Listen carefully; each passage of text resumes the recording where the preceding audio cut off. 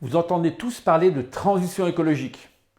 Transition écologique, c'est comment faire en sorte qu'il y ait des énergies renouvelables, décarbonées.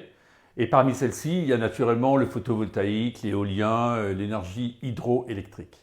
Et puis vous savez qu'à Châteaudun, on a un sujet difficile à régler, c'est celui de l'avenir de la base aérienne, puisque les militaires s'en vont. C'est un immense regret pour ce territoire, mais on ne peut pas vivre que de regrets, il faut se projeter dans l'avenir.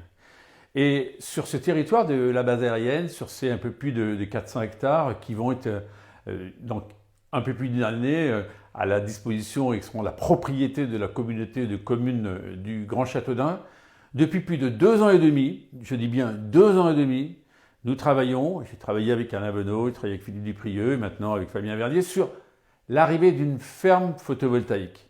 Ce qui était un rêve va devenir réalité. D'abord, il a fallu faire changer quelque chose d'important, c'est le fait que l'on puisse faire une ferme de 100 hectares en 2 fois. Auparavant, on ne pouvait faire que des petites fermes de 20-30 hectares, c'est-à-dire 20 ou 30 mégawatts. Là, c'est un projet majeur, puisqu'il y aura 100 mégawatts, 100 hectares, donc vous imaginez que c'est considérable pour la transition énergétique.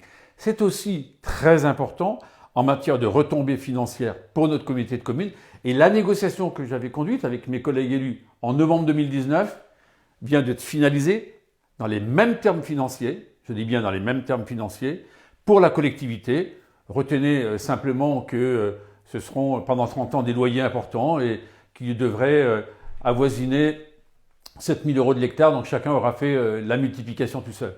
Donc c'est de l'argent qui va rentrer dans les caisses de notre communauté de communes et il y a aussi un plan d'accompagnement des entreprises locales, je pense en particulier à Energistro qui travaille depuis longtemps. Enfin bref, nous avons fait en sorte qu'il y ait un véritable accompagnement de tout le territoire.